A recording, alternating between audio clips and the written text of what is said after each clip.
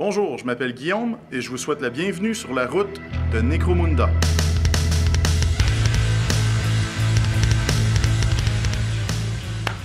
OK, donc pour l'update de cette semaine, on va voir l'assemblage et la peinture des passerelles.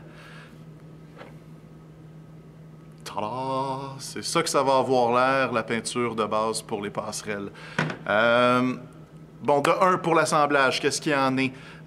J'ai fait une vidéo il n'y a pas longtemps sur l'assemblage de base des produits Zolk. En fait, vous pouvez, je vais mettre le lien juste en bas ici, vous pouvez suivre la vidéo. C'est exactement les techniques que j'ai utilisées pour assembler toutes les passerelles et les plateformes qu'on va utiliser pour la table, tout ce qui est des kits Zolk.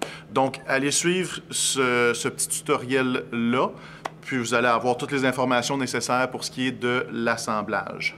Maintenant, la peinture. Donc, voici le look de base que les passerelles vont avoir. Les couleurs que j'ai choisies sont gris et rouge. Je voulais pas juste avoir une seule couleur, ça aurait été trop monotone, même si par la suite on va aller mettre du weathering, des effets de vieillissement. Donc, pour ça, j'ai été avec un 2 tons comme peinture de base. Donc, on peut voir ici le look que ça va avoir. Donc, ce que vous allez avoir besoin de un primer noir. Dans ce cas-ci, toutes les peintures utilisées, ce sont des peintures Krylon. Dans ce cas-ci, mat. Donc, un noir pour la sous-couche. Ensuite de ça, ça va prendre un rouge qu'on va appliquer sur une seule face. Après le rouge, on va mettre un masque. Dans ce cas-ci, ça va prendre moi, j'ai utilisé du tape Tamiya 6 mm.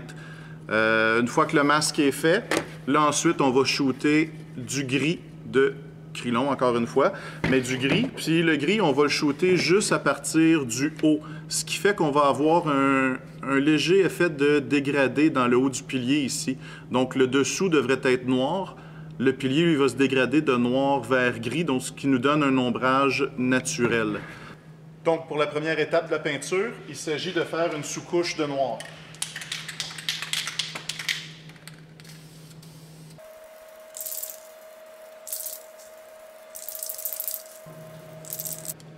Bien entendu, il ne faut pas oublier de faire aussi le dessous du modèle.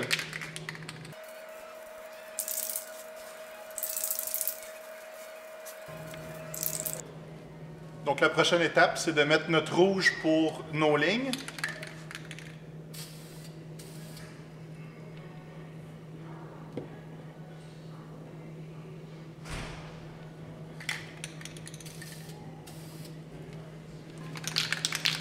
Une fois que le rouge est sec, la prochaine étape, avec du tape Tamiya 6 mm, on vient masquer la bande qu'on veut garder en rouge.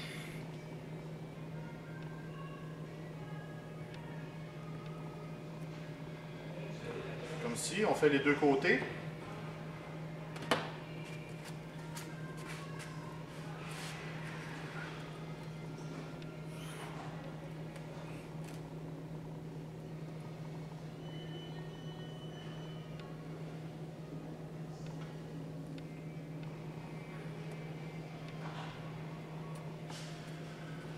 Et voilà, on est prêt à shooter notre gris. Maintenant, la dernière étape, c'est d'appliquer notre gris. Pour le gris, on ne fera pas le dessous, on va juste shooter notre gris de cette façon-là. Donc le noir qu'on va avoir en dessous va nous servir d'ombrage. C'est aussi simple que ça.